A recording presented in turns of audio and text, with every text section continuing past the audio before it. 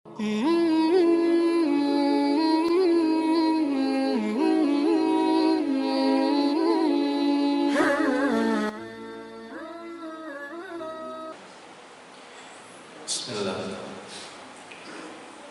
Assalamualaikum warahmatullahi wabarakatuh.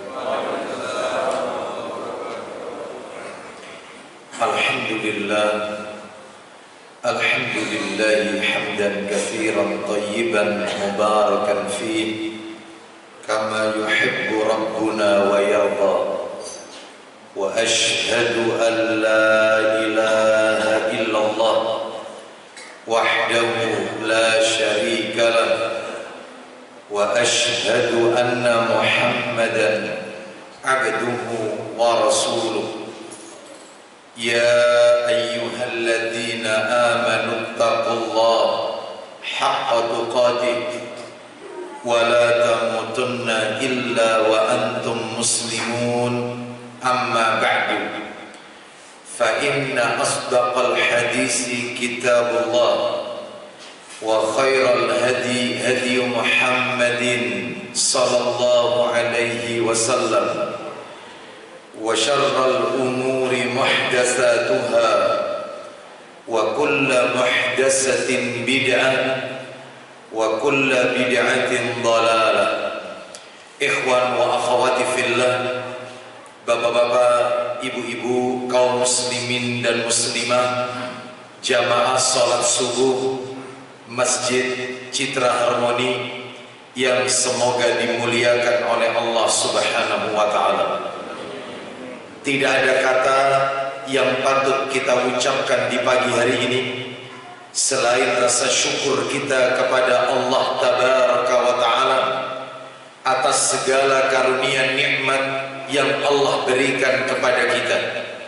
Salah satu di antara sekian banyak kenikmatan-kenikmatan yang Allah berikan kepada kita, yang kita rasakan pada pagi hari ini dan wajib untuk kita syukuri, adalah nikmat sehat dan nikmat diberikannya kita kesempatan oleh Allah untuk melaksanakan amalan-amalan ketaatan kepada Allah Subhanahu wa taala. Nikmat sehat adalah nikmat yang besar yang Allah berikan kepada kita. Nikmat yang mahal yang wajib untuk kita syukuri. Sampai-sampai 14 abad yang silam, baginda Rasulullah sallallahu alaihi wasallam, beliau pernah bersabda, "Man asbaha minkum mu'afan fi jasadi." Barang siapa yang di waktu pagi harinya dalam keadaan sehat, lihat istri sehat, lihat suami sehat, lihat anak-anak keluarga sehat. Yang kedua kata Nabi, aminan fi sirbi, rumahnya aman, tempat tinggalnya aman, tidak ada sesuatu yang menimpa pada dirinya dan keluarganya, tidak ada sesuatu musibah yang datang menimpa pada dirinya, aman. Dan yang ketiga kata Nabi, indahu qutu yaumi, yang ia makan di hari itu ada, sekalipun sederhana, sehat, aman, dan makanan yang ia makan di hari itu ada, sekalipun sederhana. Jika seorang hamba memiliki tiga-tiganya, kata Nabi, faka'anna mahizat lahu dunia, hari itu dunia sudah menjadi miliknya. Sehat dinomorsatukan dalam hadis Nabi yang telah kami bacakan tadi. Ini menunjukkan bahwasannya sehat adalah nikmat yang besar. Bapak ibu sekalian bisa bayangkan, satu orang yang sehat memiliki berjuta-juta keinginan. Lihat orang sehat, pengen ini, pengen itu, pengen makan yang ini, pengen makan yang itu, pengen pergi ke sana, pengen pergi ke sini, macam-macam keinginannya. Mari kita balik sekarang. Ribuan orang yang terpapar adanya pandemi COVID-19, jutaan manusia yang berada di atas pembaringannya lantaran sakit yang mereka derita. Keinginan mereka tidak banyak Bapak Ibu, hanya satu yang mereka inginkan, sembuh alias sehat. Berarti sehat itu mahal, Bapak Ibu. Oleh karena itu, maka kita bersyukur kepada Allah. Di pagi hari ini kita masih diberikan kesehatan oleh Allah, dan semoga Allah selalu melimpahkan kepada kita sehat walafiat untuk kita, keluarga kita, dan seluruh kaum muslimin dan muslimah. Yang tidak kalah pentingnya, nikmat yang kedua adalah nikmat kesempatan. Nikmat diberikan kesempatan untuk melaksanakan amalan-amalan ketaatan kepada Allah Subhanahu wa ta'ala. Sebagaimana yang kita lakukan pada pagi hari ini, diawali dengan sholat sunnah qobliyah subuh, dilanjutkan dengan sholat fardu subuh berjamaah, lalu dilanjutkan dirangkai dengan talabul ilmi, dan berakhir dengan sholat sunnah isyraq. Maka semoga rangkaian amal ibadah yang kita lakukan khususnya pada hari ini semuanya tercatat di sisi Allah sebagai pemberat timbangan amal kita di yaumil hisab. Bapak Ibu kaum muslimin dan muslimah rahimani wa rahimakumullah, pagi hari ini saya diminta oleh takmir Masjid Citra Harmoni untuk menyampaikan tausiah terkait dengan peristiwa Isra dan Mi'raj yang dilakukan oleh baginda Rasulullah sallallahu alaihi wasallam. Maka topik yang akan kami angkat ke permukaan pagi hari ini kami beri judul pelajaran berharga dari kisah Isra dan Mi'raj Nabi sallallahu alaihi wasallam. Saya tidak akan mengulang cerita Isra dan Mi'raj, karena saya yakin kita semua yang hadir di majelis ini pernah atau sering mendapatkan kisah tentang perjalanan Isra dan Mi'raj Nabi besar Muhammad sallallahu alaihi wasallam. Namun yang kita inginkan pada pagi hari ini adalah kita mencoba untuk memetik pelajaran apa yang bisa kita ambil dari kisah perjalanan Isra dan Mi'raj Nabi sallallahu alaihi wasallam tersebut. Bapak Ibu kaum muslimin dan muslimah rahimani wa rahimakumullah, tidak memperpanjang muqaddimah, maka pelajaran yang bisa kita ambil dari kisah Isra Mi'raj ini ada 29, Bapak Ibu. 29 pelajaran tentang kisah Isra dan Mi'raj. Tentunya dengan alokasi waktu yang ada, maka mungkin tidak bisa semua kami sampaikan. Namun materi ini secara lengkap beserta dalil-dalilnya akan kami kirimkan kepada pengurus takmir Masjid Citra Harmoni melalui bentuk PDF yang nanti bisa di-share kepada para jamaah Masjid Citra Harmoni jika memang materinya yaitu belum tuntas. Di antara pelajaran yang bisa kita ambil adalah yang pertama, kita langsung masuk saja. Pelajaran yang pertama adalah ternyata di dalam Al-Quranul Karim Allah Subhanahu wa ta'ala menjelaskan tentang Isra dan Mi'raj Nabi ada di 2 surat. Surat yang pertama adalah surat Al-Isra ayat yang pertama, dan surat yang kedua adalah surat An-Najm, surat yang ke-53, ayat yang ke-13 sampai ayat yang ke-14, sampai ayat yang ke-18. Surat yang pertama adalah surat Al-Isra ayat yang pertama. Di surat ini Allah hanya menjelaskan tentang perjalanan Nabi dari Masjidil Haram sampai menuju ke Masjidil Aqsa, Baitul Maqdis, Palestina. Ayat ini tidak menjelaskan dari Baitul Maqdis naik ke Sidratil Muntaha. Tidak. Surat Al-Isra ayat yang pertama hanya dari Makkah ke Palestina. Adapun dari Palestina menuju ke langit ketujuh Sidratil Muntaha dijelaskan di surat An-Najm, surat yang ke-53 di ayat yang ke-13 sampai 18. Mari kita baca. Allah Subhanahu wa ta'ala berfirman di surat Al-Isra ayat yang pertama, Subhanalladzi asra bi'abdihi lailan minal masjidil haram ilal masjidil aqsa alladzi barakna haulahu linuriyahu min ayatina innahu huwas samiul basir, yang artinya Maha suci Allah yang telah memperjalankan hambanya pada suatu malam dari Masjidil Haram ke Masjidil Aqsa Palestina, yang kami berkahi sekelilingnya agar kami perlihatkan kepadamu sebagian dari tanda-tanda kebesaran kami. Sesungguhnya Dia adalah Maha mendengar lagi Maha melihat. Di dalam ayat ini hanya menjelaskan Masjidil Haram ke Masjidil Aqsa, tidak menjelaskan sampai ke langit yang ketujuh. Bahkan di dalam ayat ini pula, yaitu Allah hendak mengabarkan kepada kita tentang tanda-tanda kebesaran dan nilai keberkahan negeri Palestina. Dan nanti kita akan singgung itu.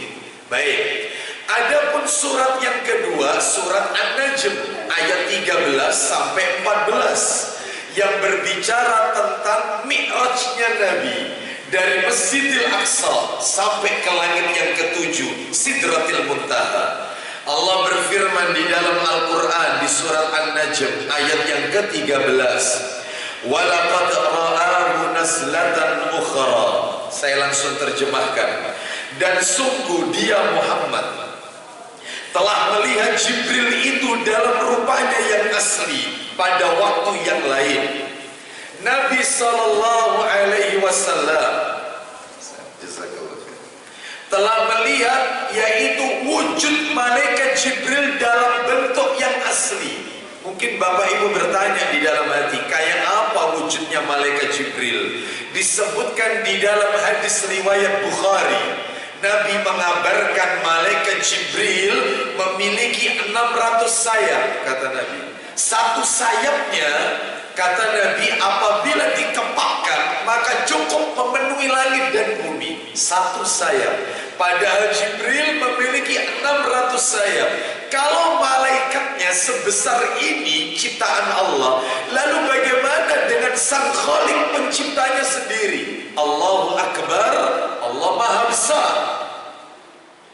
Maka Nabi melihat Jibril dalam wujud yang asli. Ayat ke-14-nya, Inda Sidratil Muntaha, yaitu di Sidratul Muntaha. Ayat yang ke-15-nya, Indaha Jannatul Ma'wa, di dekatnya ada surga tempat tinggal.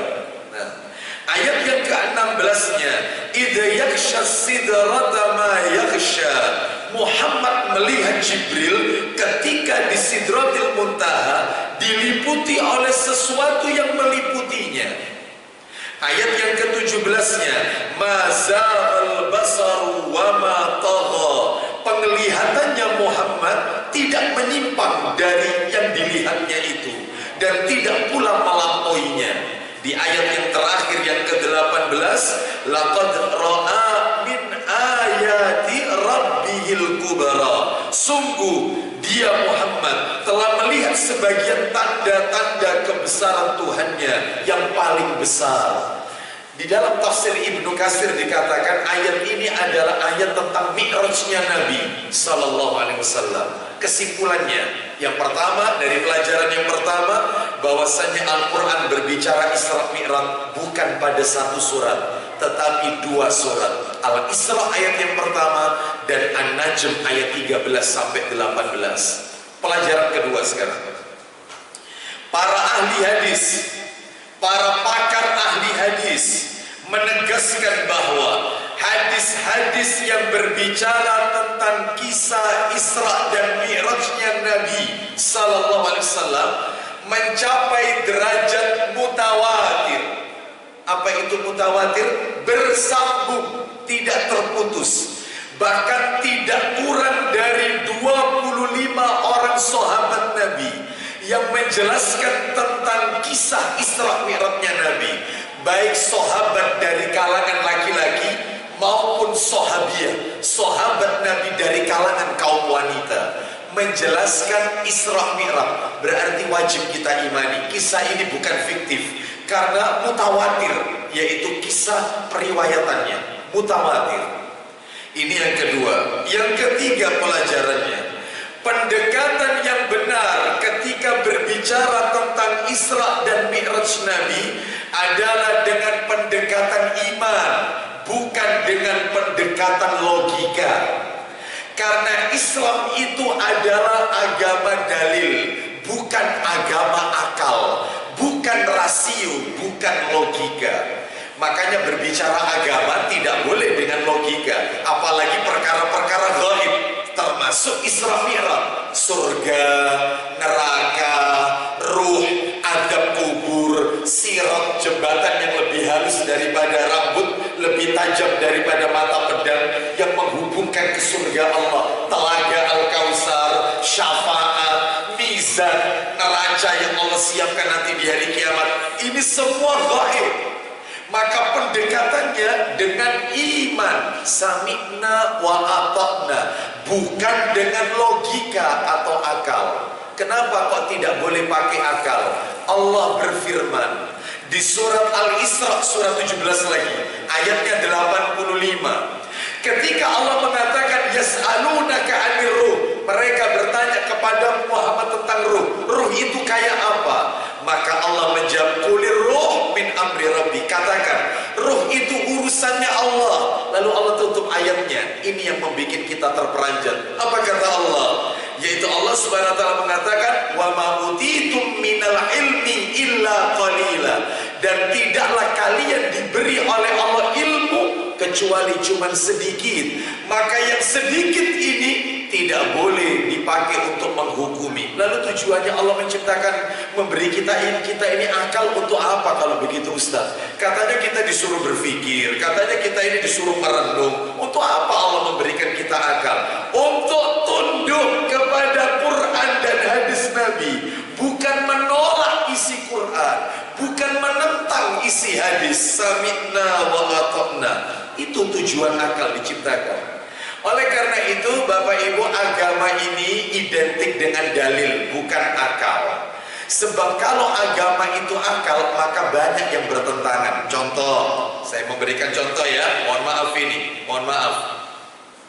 Wanita yang haid, maka dia tidak wajib berpuasa. Bahkan wanita yang haid, dia juga tidak wajib mengerjakan sholat, nggak wajib sholat, wanita haid. Tetapi anehnya, wanita ketika di bulan puasa pada saat dia haid, dia diperintahkan mengqadha puasa di luar Ramadan. Sedangkan sholat tidak diperintahkan untuk mengqadha. Padahal sholat ibadah yang paling utama daripada puasa. Maka nggak usah pakai akal. Sami'na wa ata'na. Salat ibadah yang kedua setelah orang mentauhidkan Allah dalam daftar urut rukun Islam. Setelah seseorang membaca 2 kalimat syahadat, maka yang kedua adalah salat. Puasa ranking keempat, rukun Islam keempat. Tapi wanita disuruh mengqadha puasa, tidak disuruh mengqadha salat. Mestinya kalau pakai akal, salat dong yang lebih utama daripada puasa. Ternyata Islam bukan agama logika. Contoh, maaf, harus saya sampaikan.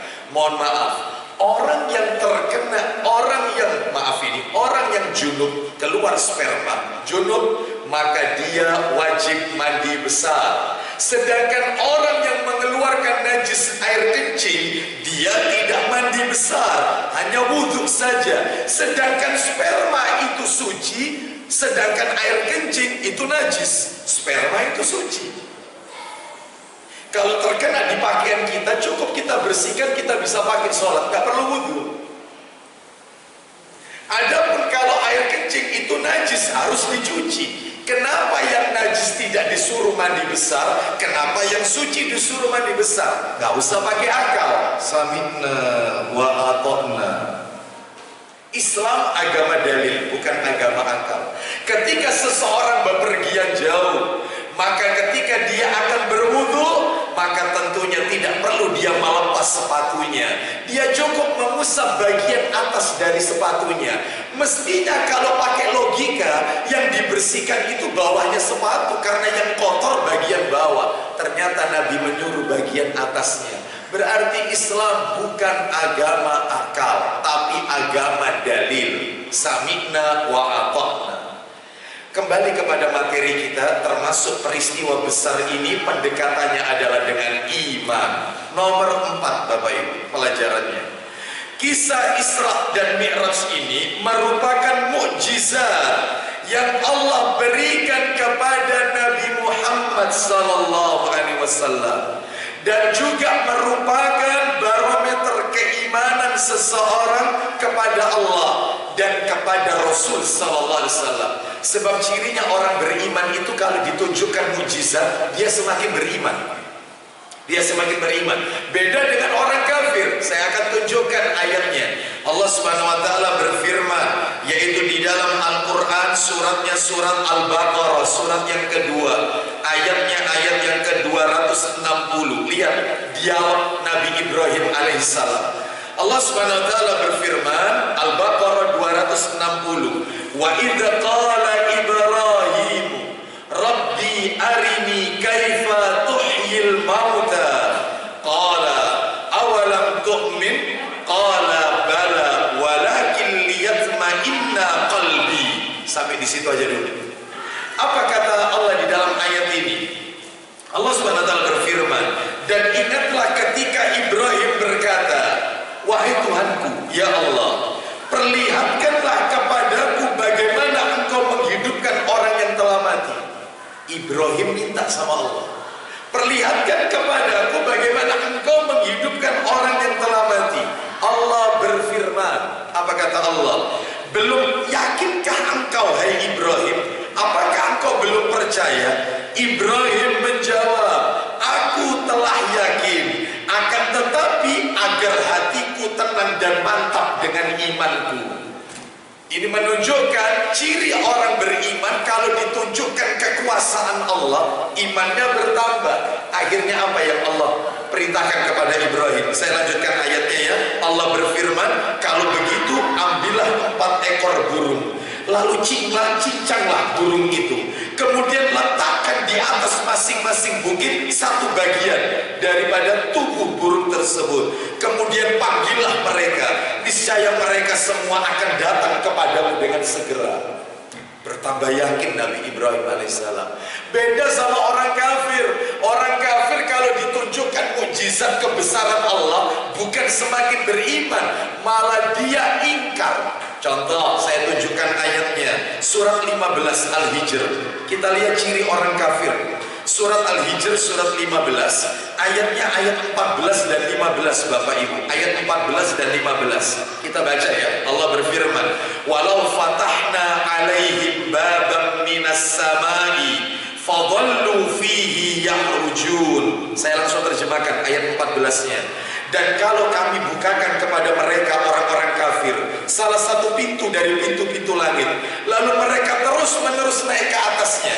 Orang kafir kalau dibukakan pintu-pintu langit, mereka dikasih kesempatan untuk naik terus ke atasnya. Lihat kata orang kafir, ayat 15-nya. Laqalu innama sukirat absaruna bal nahnu qaumun mas'urun. Tentu mereka akan berkata, sesungguhnya pandangan kamilah yang dikaburkan, bahkan kami ini termasuk orang-orang yang kena sihir. Lihat orang kafir, ditunjukkan kekuasaan Allah bukan beriman, malah mengatakan kayaknya kami ini kena sihir. Maka kembali ke materi kita, kita sebagai kaum muslimin tiap tahun diingatkan Isra Mi'raj. Semestinya iman kita bertambah meningkat tentang mukjizat yang Allah berikan kepada Nabi SAW ini. Dan mukjizat Nabi itu banyak, yang paling besar adalah Al-Quranul Karim. Kita lanjutkan sekarang yang kelima, jumhur ulama. Nah ini mulai meruncing ini. Jumhur ulama, kesepakatan para alim ulama, sebagaimana saya nukil dalam kitab Fathul Bari, yang ditulis oleh Al-Hafiz Ibnu Hajar Al-Asqalani rahimahullah di juz yang ke-7 halaman 197. Jumhur ulama mengatakan Rasulullah sallallahu alaihi wasallam melakukan Isra dan Mi'raj itu dengan roh dan jasad. Roh dan jasad, bukan mimpi, dalam keadaan terjaga dan hanya terjadi sekali seumur hidup. Jadi kalau ada orang mengatakan itu Nabi mimpi, gak berangkat itu mimpi. Nabi mimpi dibawa malaikat Jibril, bukan. Roh dan jasad. Kenapa? Ada dalilnya, ada dalam Al-Quran. Surat yang tadi saya baca, Al-Isra ayat yang pertama. Saya baca di awal saja ya. Subhanalladzi asra bi abdihi. Sampai situ aja. Maha suci Allah yang telah memperjalankan hambanya. Katanya para ulama, seseorang itu disebut hamba kalau ada dua komponen dalam dirinya, ruh dan jasad. Ada jasad, ada ruh. Saya hamba, bapak-bapak hamba, ibu-ibu juga hamba. Ada ruh, ada jasad. Kalau jasad tok tidak ada ruh, mayit, jenazah. Ya. Kalau ruh saja tidak ada jasad, arwah. Oleh karena itu ruh dan jasad, karena Allah mengatakan di abdihi, hamba, ruh dan jasad yang berangkat, bukan mimpi, dalam keadaan sadar. Ini yang kelima ya. Yang keenam Bapak Ibu sekalian, nah ini peristiwa Isra dan Mi'raj itu merupakan hiburan bagi Nabi Sallallahu Alaihi Wasallam.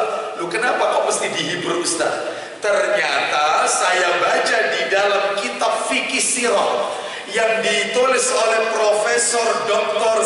Zaid bin Abdul Karim Az-Zaid halaman 231. Beliau punya buku yang sudah diterjemahkan dalam bahasa Indonesia yaitu fikih sirah. Di situ dikatakan ternyata sebelum kejadian Isra Mi'raj Nabi mengalami tahun-tahun masa-masa kesedihan. Apa saja? Satu, beliau kehilangan istri tercinta Khadijah radhiyallahu anha, wafat istri tercinta. Usia meninggal adalah usia 65 tahun Khadijah. Kalau Aisyah 63 tahun wafat.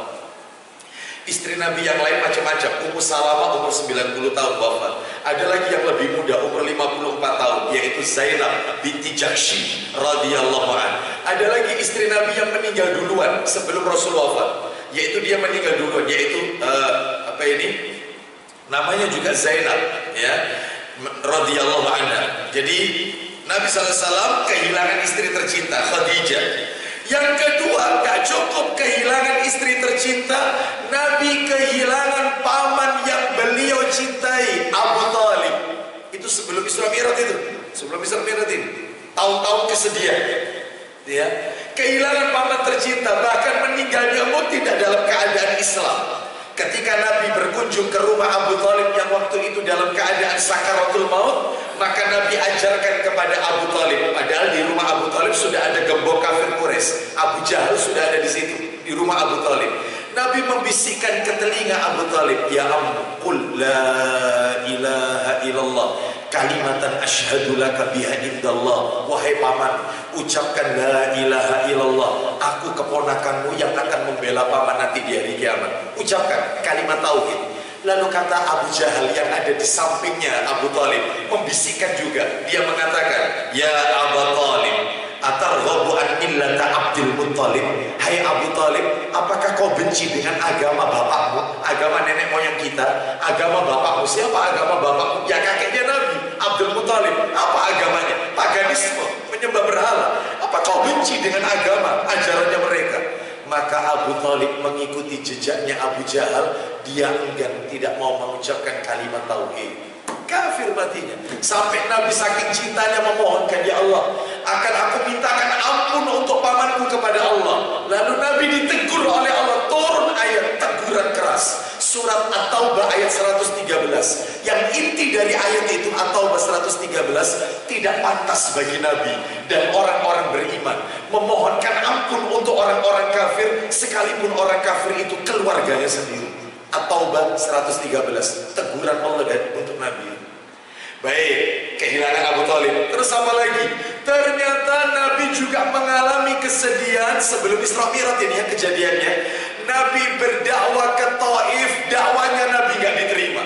Nabi dilempari batu, dicaci maki sampai kakinya berdarah-darah. Bayangkan, malaikat penjaga gunung menawarkan diri, izinkan aku untuk menimpukkan gunung ini kepada mereka. Kata Nabi, jangan. Mereka melakukan ini karena mereka tidak tahu. Aku berdoa kepada Allah, semoga ada di antara keturunan mereka yang mau masuk Islam, mau menerima ajaran yaitu Islam ini. Dan ternyata doa Nabi dikabulkan oleh Allah. Keturunan mereka yaitu semuanya masuk Islam. Lihat, Nabi dilempari batu berdarah-darah. Apa nggak sedih seperti ini? Dakwanya ditolak. Lalu Allah hendak menghibur, yaitu menghibur nabinya naik ke atas. Dihibur, Isra Mi'raj. Ini adalah hiburan untuk Nabi sallallahu alaihi wasallam. Maka apa pelajaran yang bisa kita ambil dari kisah ini?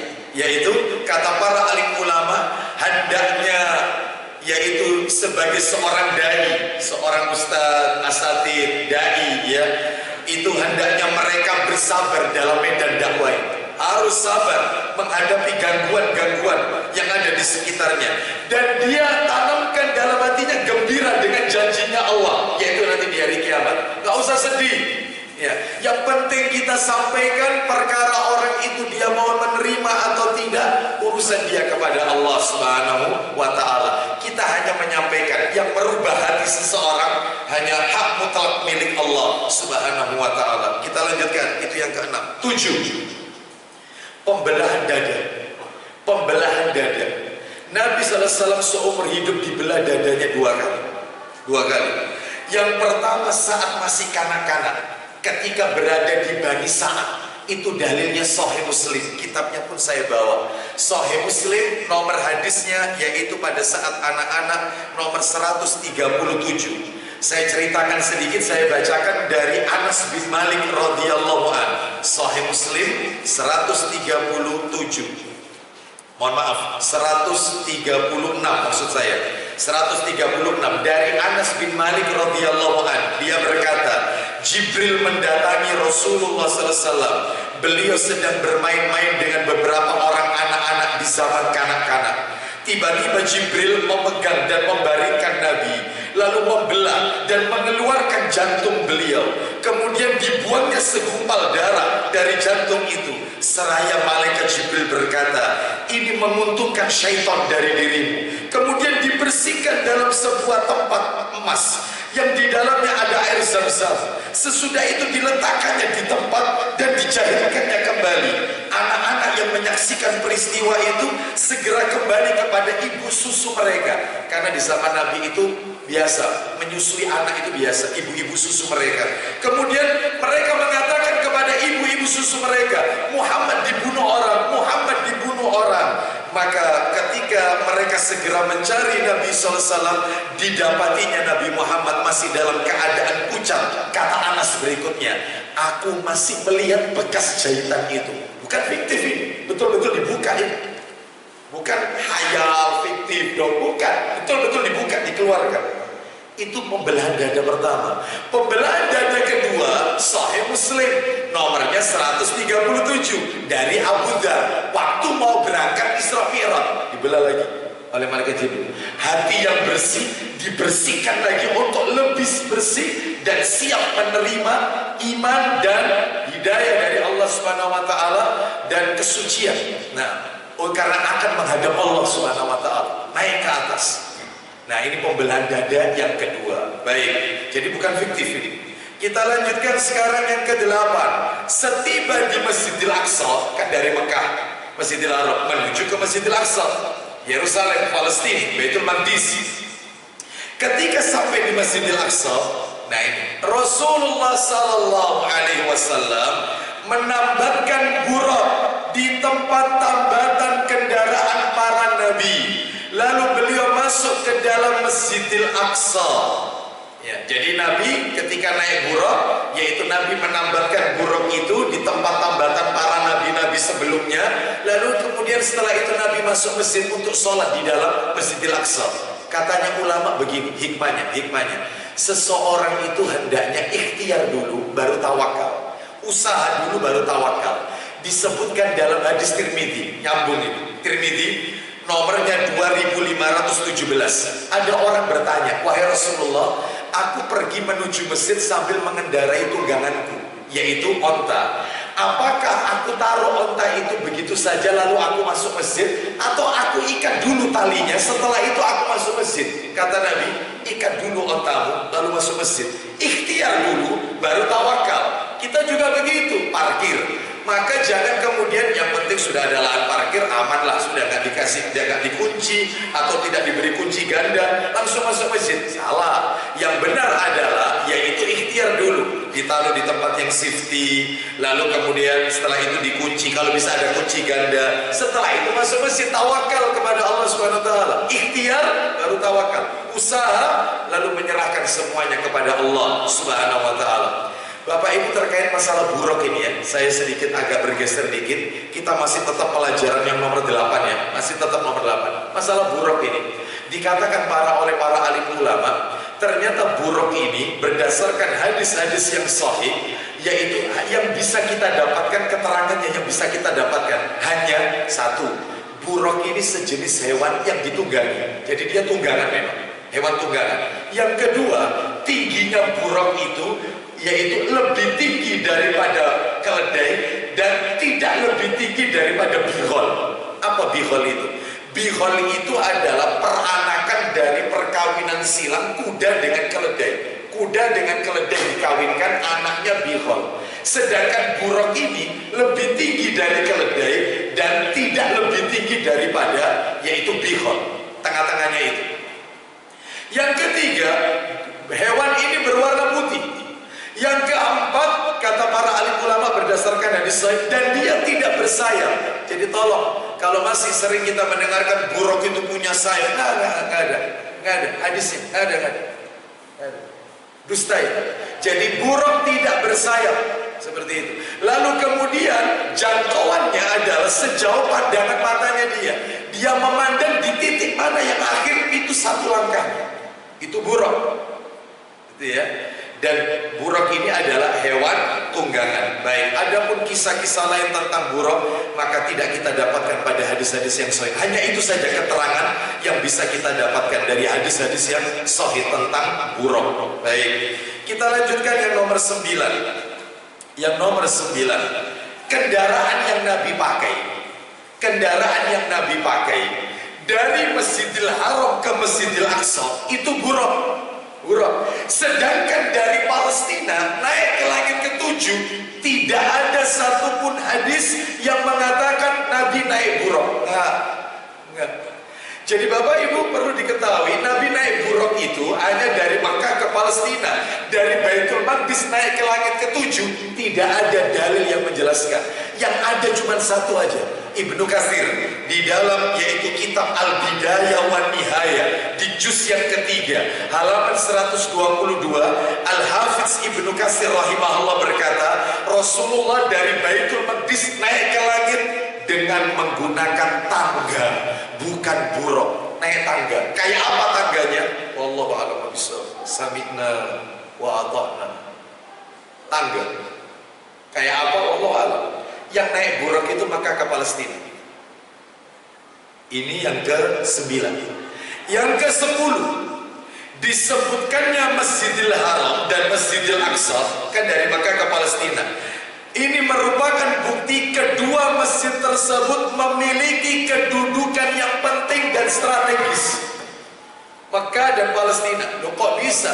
Apa strategisnya? Maaf ini disebutkan di dalam hadis riwayat Muslim, kitabnya ada di depan saya, nomornya 469 dari Abu Dzar radhiyallahu an, Nabi sallallahu alaihi wasallam bersabda, ya Rasul, Abu Dzar bertanya kepada Rasulullah, ya Rasulullah, ayyu masjidin wudi'a fil ardi awalan, wahai Rasulullah, masjid manakah yang pertama kali dibangun oleh Allah? Yang pertama kali dibangun masjid mana di muka bumi ini? Nabi menjawab Al-Masjidil Haram, Masjidil Haram. Terus faqultu summa ayyun, kemudian masjid mana lagi setelah Masjidil Haram? Nabi menjawab Al-Masjidil Aqsa. Belum ada Madinah, Masjid Nabawi. Masjidil Aqsa itu yang kedua setelah Masjidil Haram. Lalu Abu Dzar tanya lagi, Kam bainahuma, berapa jaraknya antara masjid, yaitu Masjidil Haram dengan Masjidil Aqsa ketika dibangun? Jaraknya berapa lama? Nabi menjawab arba'una sanatan, 40 tahun. 40 tahun setelah Masjidil Haram, Masjidil Aqsa. Strategis ini. Bahkan di dalam hadis Nabi riwayat Muslim nomornya 1314, Nabi mengatakan la tushaddur rihal illa ila salasati masajid. Tidak boleh melakukan perjalanan jauh, jangan susah-susah melakukan tur wisata perjalanan jauh kecuali di 3 masjid. Yang pertama Masjidil Haram, Masjidku ini, Masjid Nabawi. Yang kedua wa Masjidil Haram, Masjidil Haram. Dan yang ketiga wa Masjidil Aqsa, Masjidil Aqsa. Makanya Bapak Ibu kalau umroh, kalau bisa cari paketan 3 masjid itu. Ya, kalau memang umroh dibuka, itu. Jangan umroh plus Dubai. Ngapain lihat tari perut? Ngapain? Umroh plus Eropa. Oh ya. Lihat kata Nabi, jangan susah-susah. Jangan susah-susah. Jangan melakukan perjalanan jauh kecuali di 3 masjid. Kalau punya rezeki berangkat di 3 masjid. Masjidku ini Nabawi, Madinah, Masjid Rasul. Yang kedua Masjidil Haram, yang ketiga Masjidil Aqsa. Nabi bilangnya masjid loh ya. Nabi tidak mengatakan di 3 kuburan. Enggak. Nabi tidak bilang kuburan. Nabi mengatakan masjid. Ya, jadi kalau punya rezeki, mudah-mudahan Allah melapangkan rezeki kepada kita semua untuk bisa melakukan safar tersebut. Bahkan Bapak Ibu, Palestina ini termasuk wilayah Syam. Syam itu ada 4 negara Bapak Ibu. Syam itu 4 negara: Lebanon, Syria, Yordania, Palestina. 4 negara. Bahkan Bapak Ibu kalau ingin tahu sejarah, seluruh para nabi lahirnya asalnya Palestina. Seluruh nabi. Seluruh nabi. Di antaranya yaitu disebutkan, yaitu Syam ini menjadi tempat tinggal banyak nabi. Di antaranya Nabi Ibrahim, Palestina. Ya Syam ya, termasuk di dalamnya Palestina. Nabi Lut, Nabi Yakub, Nabi Musa, Nabi Isa dan yang lainnya. Ya, dan akhirnya Allah menjadikan tanah Palestina sebagai tanah milik umat Nabi Muhammad sallallahu alaihi wasallam. Palestina ini bukan miliknya Yahudi. Saya tidak katakan Israel ya. Kenapa? Kita tidak boleh mencerta nama Israel ini. Sebab apa? Sebab ketika Nabi masih hidup, Nabi berkata kepada orang Yahudi. Apa kata Nabi? Apakah kalian meyakini anak Israel Yakub? Apakah kalian meyakini bahwasanya yang dimaksud Israel itu Yakub alaihissalam, seorang nabi yang mulia? Orang Yahudi mengatakan, ya, kami bersaksi Israel itu Yakub. Makanya jangan dikit-dikit kita kurang ajar Israel. Itu nama nabi Yakub alaihissalam. Sehingga kita katakan saja biadab Yahudi, kurang ajar Yahudi. Yang menjajah bukan Israel, Yahudi. Yahudi tidak mau disalahkan oleh dunia. Dia pakai nama nabi seorang mulia supaya disalahkan terus Israel. Padahal ini Yakub alaihissalam. Israel adalah Yakub, Yakub adalah Israel. Oleh karena itu maka dalam hal ini hati-hati ketika kita berkata. Baik, Bapak Ibu sekalian rahimani wa rahimakumullah, ternyata negeri Palestina ini adalah negeri yang penuh dengan keberkahan. Makanya alladzi barakna haulahu, yang kami berkahi sekelilingnya. Menurut firman Allah tadi di surat Al-Isra ayat yang pertama, berkah. Baik, ini bisa kita lihat Bapak Ibu, bahwasanya Palestina ini atau Syam ini adalah negeri-negerinya para nabi. Itu di dalam Al-Quran banyak Bapak Ibu. Ya sudah masuk surga ya. Kita sedikit aja. Surat Al-Anbiya ayat 71 ya, dan 81 serta surat Saba ayat 18. Nanti bisa kita dapatkan melalui PDF-nya secara lengkap ini. Kita tambahkan satu lagi Bapak Ibu, sekarang pelajaran yang ke-10, yang ke-11. Pelajaran yang ke-11 saat Mi'raj Nabi SAW malaikat Jibril memperkenalkan Rasulullah dengan para nabi di langit. Malaikat Jibril memperkenalkan Rasulullah dengan para nabi. Apa itu? Di dalam hadis yang sahih, di langit yang pertama Nabi ketemu Nabi Adam, diperkenalkan, ini Adam. Di langit kedua Nabi ketemu Nabi Isa dan Nabi Yahya. Isa dan Yahya, langit kedua. Langit yang ketiga Nabi bertemu dengan Nabi Yusuf. Langit yang keempat Nabi ketemu dengan Nabi Idris. Langit kelima Nabi bertemu dengan Nabi Harun. Langit keenam ketemu dengan Nabi Musa alaihissalam. Dan langit yang ketujuh Nabi Ibrahim alaihissalam. Langit ketujuh Nabi Ibrahim alaihimussalam, yaitu seluruh para nabi-nabi tadi dipertemukan. Baik, hal ini menunjukkan bukti kepada kita bahwasanya kita ini harus menjalin ta'aruf. Apa itu ta'aruf? Saling kenal mengenal agar menumbuhkan kecintaan di antara kita. Buktinya Rasul dikenalkan sama, yaitu ini Adam, ini Isa, ini Yahya, ini Harun, dan seterusnya. Makanya kita harus kenal mengenal satu dengan yang lain. Nomor 12, peristiwa Isra dan Mi'raj Nabi Muhammad SAW menunjukkan bahwasanya langit itu punya pintu.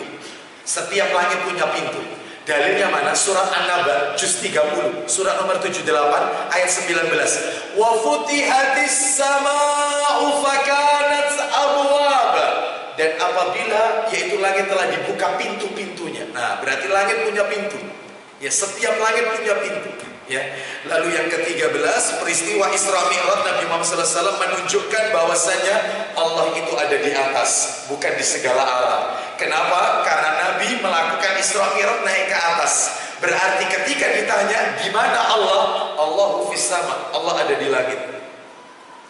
Dan istiwa di atas ars. Loh, bukannya di mana-mana. Yang di mana-mana itu wa huwa ma'akum aina ma kuntum, itu rahmatnya Allah, ilmunya Allah meliputi segala sesuatu. Allahnya sendiri ditetapkan yaitu ada di atas langit. Bahkan bukan hanya ini saja, dalil pendukungnya banyak. Fir'aun, rajanya kekafiran. Fir'aun ini ngaku Tuhan. Nanti Bapak Ibu bisa lihat ayatnya.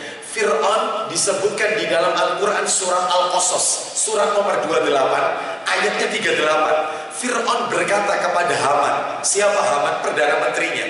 Buatkan aku, bakarlah, yaitu batu bata, agar yaitu kau buatkan aku bangunan menjulang tinggi ke atas, agar aku naiki bangunan itu dan akan aku lihat siapa sebenarnya Tuhannya Musa. Al-Qasas ayat 38. Fir'aun nantang Allah, buatkan bangunan tinggi dan akan aku naiki, aku kepingin tahu siapa Tuhannya Musa. Fir'aun, orang gembongnya kekafiran ini, masih mengetahui, yakin dia Allah itu di langit, bukan di segala arah. Allah ada di langit. Ya. Bahkan di dalam Al-Quran surat Al-Mulk, surat Tabarak, itu juga disebutkan bahwasanya Allah itu di langit. Ya. Bahkan yaitu ada sahabat Nabi namanya Muawiyah bin Hakam As-Sulami radhiyallahu anhu. Dia punya budak wanita yang tugasnya diberi tugas untuk mengembalakan kambing. Kambingnya tiap hari berkurang terus. Katanya Muawiyah, ini budakku ini harus aku pukul atau aku bebaskan. Coba bawa kemari budakmu itu. Setelah didatangkan dites sama Nabi, tesnya dua. Tes yang pertama, aina Allah, di mana Allah? Si budak ini menjawab, Allahu fis sama, Allah itu ada di langit. Allah di langit. Lalu Nabi tes yang kedua, man ana, saya ini siapa? Anda adalah anta Muhammad Rasulullah SAW. Engkau adalah Muhammad utusannya Allah. Katanya Nabi kepada si majikan Muawiyah, a'tikaha fa innaha mu'minah. Bebaskan wanita ini. Ini orang merdeka karena dia punya keyakinan Allah di langit. Ustaz, fi itu kan dalam bahasa Arab kan di dalam, Ustaz. Allahu fis sama, Allah di dalam langit, Ustaz, bukan di atas langit. Nah, perlu belajar bahasa Arab. Kata fi dalam pelajaran bahasa Arab tidak harus maknanya di atas. Ya, maknanya tidak harus ada di dalam, maksud saya. Fi itu tidak harus di dalam maknanya, tetapi makna fi itu kadang-kadang bermakna ala, di atas. Contohnya, Nabi pernah bersabda, lihat kata Nabi dalam hadis yang sahih, Ar-Rahimu yarhamuhumur Rahman. Orang-orang yang suka menyayangi orang lain akan disayang oleh Allah Sang Maha Pengasih.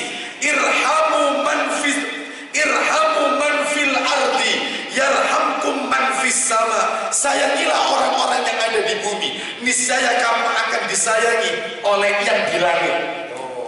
Jadi makna fi itu bukan berarti di dalam. Kadang-kadang bermakna Allah ada di atas. Sayangi orang yang di muka bumi, maka yang di atas akan menyayangi kalian. Nah, ini menunjukkan kepada kita Allah di langit. Wallahu a'lam bishawab. Sebenarnya masih banyak Bapak Ibu sekalian yang perlu kami sampaikan, mengingat karena waktunya, karena saya tadi mengatakan ada berapa poin pelajarannya? 29. Ya, saya baru menyampaikan berapa poin tadi? Kalau tidak salah, ya 13 poin ya, kurang 16 poin ya, insya Allah sampai pukul 8 lah kurang lebih ya, seperti itu. Gimana, siap nggak siap ya? Baik, saya tahu jawabannya ke situ. Bapak Ibu sekalian rahimani wa rahimakumullah, materi ini akan saya kirimkan secara lengkap dan nanti bisa dipelajari. Yang inti daripada pelajaran-pelajaran yang lain, yaitu kisah Isra Mi'raj ini mengandung hikmah tentang kedudukan sholat di dalam Islam. Betapa pentingnya. Semua syariat Allah, Nabi tidak perlu naik ke langit. Syariat zakat, syariat puasa Ramadan, syariat haji, yang turun malaikat Jibril. Khusus sholat, Nabi harus naik ke atas. Khusus sholat harus naik ke atas. Istimewanya ibadah sholat ini di dalam Islam. Dan masih banyak lagi pelajaran-pelajaran yang lainnya. Wallahu a'lam bishawab. Demikian apa yang bisa kami sampaikan. Semoga sedikit menjadi tambahan ilmu yang bermanfaat. Sedikit Bapak Ibu mohon maaf supaya tidak menjadi ganjalan. Tidak menjadi ganjalan. Ada yang bertanya. Di sini juga saya jelaskan. Nanti di PDF itu juga lengkap. Ada mungkin jadi ganjalan. Ustaz, Nabi Adam kan sudah meninggal. Iya. Nabi-nabi yang ditemui Rasul kan sudah meninggal semua itu. Iya. Berarti ini boleh Ustaz ya, orang hidup interaksi dengan orang yang telah meninggal. Bukan seperti itu. Mereka-mereka ini dengan kekuasaan Allah dihidupkan kembali oleh Allah. Adam dihidupkan, Isa dihidupkan, Yahya dihidupkan, sampai Nabi Ibrahim, langit ketujuh tadi, semua dihidupkan. Sehingga Nabi berdialog dengan mereka layaknya dialog orang hidup ketika di dunia. Bukan orang mati, bukan, dihidupkan. Dan ini kekuasaannya Allah. Ada dalil pendukungnya, ada Al-Baqarah 259, di mana Allah mewafatkan seseorang, yaitu selama 100 tahun lalu dibangkitkan. Orang itu ditanya oleh Allah, sudah berapa lama kau tinggal di kuburan? Setengah hari atau 1 hari? Katanya Allah, kau ada di kubur itu sudah 100 tahun. Lihat makananmu masih ada, keledaimu sudah jadi tulang belulang. Lalu dihidupkan kembali oleh Allah Subhanahu Wa Taala. Ini menunjukkan Allah punya kekuasaan, Allah Maha Kuasa tentang hal ini. Allah bisa mematikan, Allah bisa membangkitkan, Allah bisa menghidupkan. Jadi jangan meragukan kekuasaannya Allah Subhanahu Wa Taala. Nah seperti itu ya. Jadi itu para nabi-nabi itu dihidupkan kembali oleh Allah Subhanahu Wa Taala. Baik, demikian kita akhiri dengan kafaratul majelis. Semoga menjadi tambahan ilmu yang bermanfaat dan Allah meridhoi semua amal ibadah kita. Dan semoga Allah menjadikan kita dan anak keturunan kita orang-orang yang ahli sholat, gemar menunaikan ibadah sholat. Wassallallahu ala nabiyyina wa ala alihi wa sahbihi wasallam. Subhanakallahumma wa bihamdika asyhadu an la ilaha illa anta astaghfiruka wa atubu ilaik. Wa akhiru da'wana anil hamdulillahi rabbil alamin. Assalamualaikum warahmatullahi wabarakatuh.